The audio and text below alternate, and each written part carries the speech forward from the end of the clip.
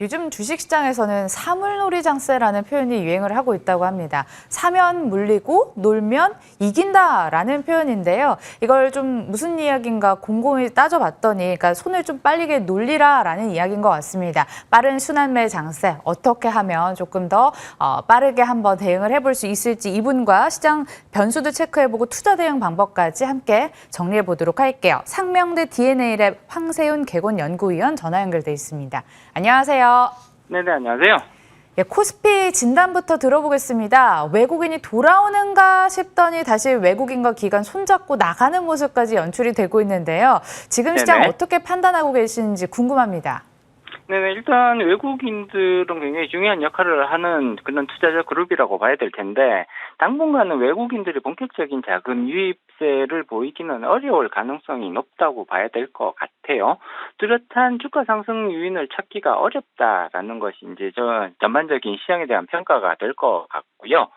일단 인플레이션에 대한 우려 때문에 지금 테이퍼링에 대한 스케줄 발표가 임박했다라고 예상해 볼 수가 있습니다. 따라서 이렇게 테이퍼링이 발표가 되면 사실 글로벌 증시에서 자금 흐름에 조금 이렇게 변동성이 커질 우려들이 높아지는 거기 때문에 외국인들은 테이퍼링 스케줄이 구체적으로 발표되기 이전까지는 그렇게 뚜렷한 자금 흐름, 자금 유입세가 나타나기는 어렵다. 오히려 자금을 계속해서 홀딩하면서 이제 어떤 식으로 이제 시장 장세 내지는 시장 유동성이 변할지를 관찰을 하는 그런 이제 보수적인 관점으로 접근할 가능성이 더 높아 보이고요.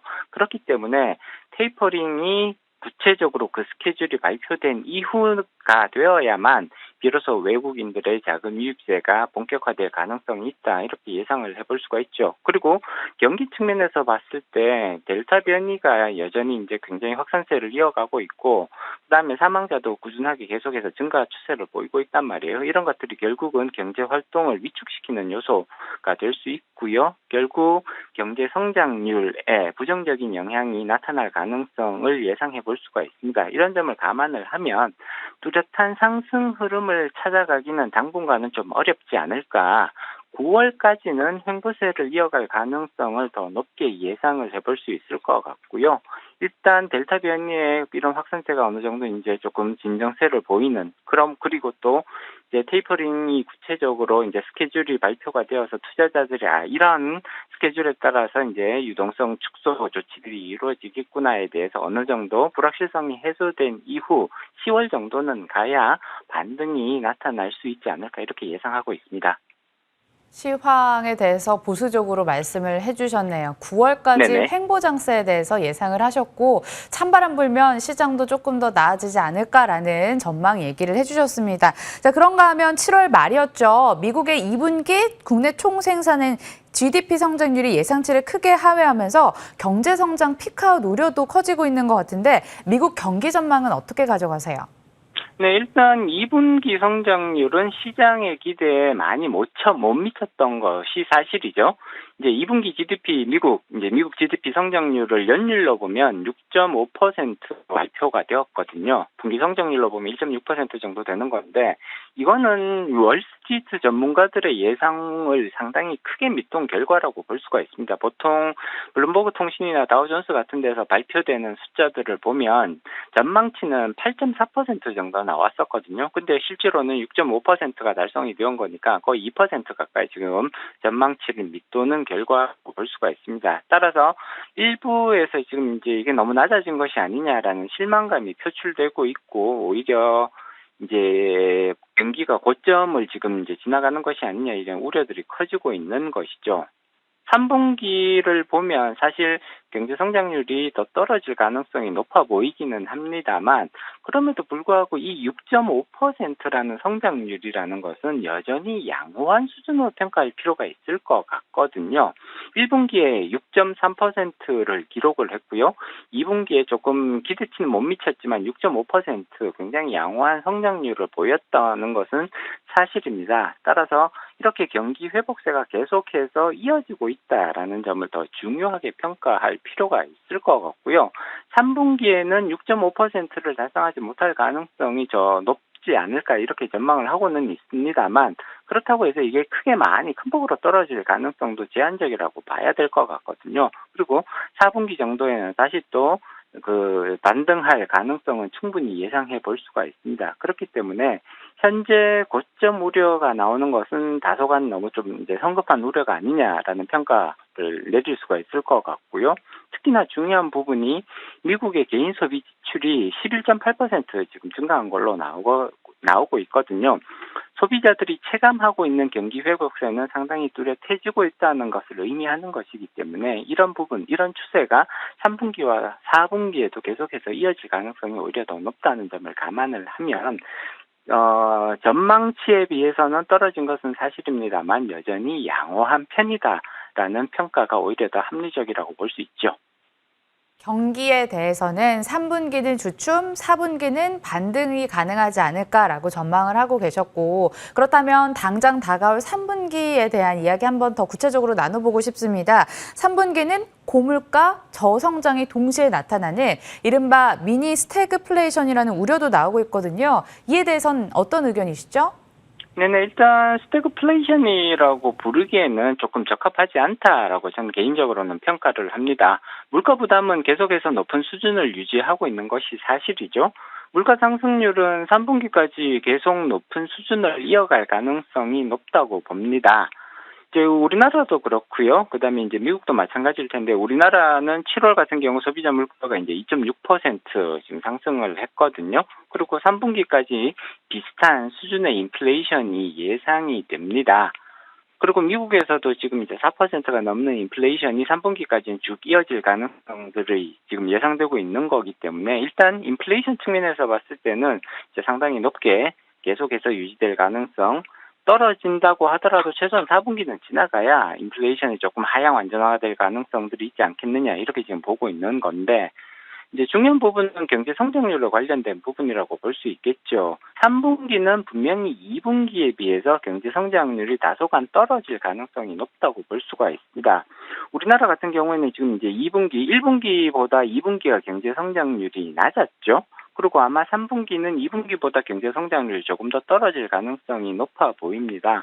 그렇다고 하더라도 이게 이제 마이너스 성장의 영역이라든지 혹은 우리가 흔히 예상하고 이제 기대를 하고 있는 평균적인 수준, 그러니까 평균적인 경제 성장률에 비교해서 많이 떨어지고 있느냐 전혀 그렇지는 않단 말이에요. 그렇기 때문에 다소간의 경제 성장률 둔화 정도로 해석은 가능하겠습니다만 이것을 스태그플레이션이라고 부르게 된다면 그건 좀 다소간 이렇게 너무 이렇게 확대 해석하고 과장해서 해석하는 것이 아니겠느냐 이렇게 평가를 해야 될 것 같고요.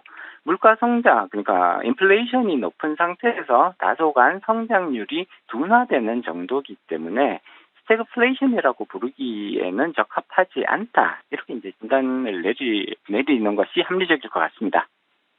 이제 시선은 이달 말에 있을 잭슨홀 미팅과 9월 FOMC 회의로 옮겨가는 것 같습니다. 테이퍼링과 관련해서 어떤 이야기가 나올 것이며 금리 인상 시나리오는 어느 시점으로 예상을 하고 계시는지 궁금하네요.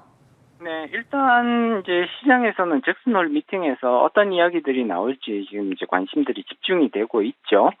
올해 잭슨홀 미팅에서는 연준이 테이퍼링에 대한 논의, 그러니까 테이퍼링이 구체적으로 언제부터 시작될 것이다, 어떠한 방향, 어떠한 방식으로 시작될 것이다, 이러한 그러니까 그 구체적인 스케줄을 발표할 가능성이 높지 않을까 이렇게 예상을 합니다. 잭슨홀 미팅에서 연준은 테이퍼링에 대한 구체적인 스케줄을 발표하고 아마 2022년 초부터는 테이퍼링을 본격적으로 시작하겠다 이런 내용을 담은 스케줄을 발표할 가능성이 높다고 이제 예상을 하죠. 특히나 지금 이제 예상보다 인플레이션이 계속해서 높은 수준에서 길게 이어지고 있거든요. 이것이 연준이 테이퍼링을 앞당기는 굉장히 중요한 변수로 작용하고 있다고 봐야 될 것 같고요. 사실 그러니까 연준은 지금 인플레이션의 증가는 일시적이다. 그리고 증가폭이 그렇게 높지 않을 거라는 예상이 있었지만 개인 소비 지출 가격 지수가 지금 3% 이상에서 계속해서 유지가 될 것 같단 말이에요. 그렇게 된다면 결국은 연준이 예상하는 그런 완만한 오버슈팅보다 훨씬 더 높은 수준에서 유지될 가능성이 높다는 것을 의미하는 거니까 실질적으로 테이퍼링이 2022년 초반부터는 시작될 가능성을 상당히 높이는 이제 그런 결과로 이어질 것 같고요. 그렇게 된다면 결국은 이 금리 인상 시기도 테이퍼링의 시작 시기와 굉장히 맞물려 있다고 볼 수가 있습니다. 약 1년 정도의 시차를 예상해 볼 수가 있는 것이니까 본격적인 금리 인상 시기는 2023년 초 정도로 예상하는 것이 합리적일 것 같습니다. 예, 마지막 질문 들어가겠습니다. 애널리스트 표현에 따지면 사물놀이 장세라고 표현을 했는데 사면 물리고 놀면 이긴다라는 투자 전략이더라고요. 정말 8월에는 유효한 전략입니까?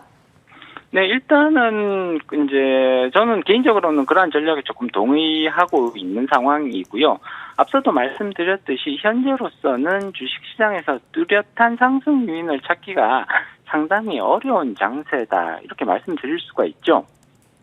테이퍼링 스케줄이 구체화되기 전까지는 사실 외국인들의 적극적인 매수세를 기대하기가 상당히 어렵거든요.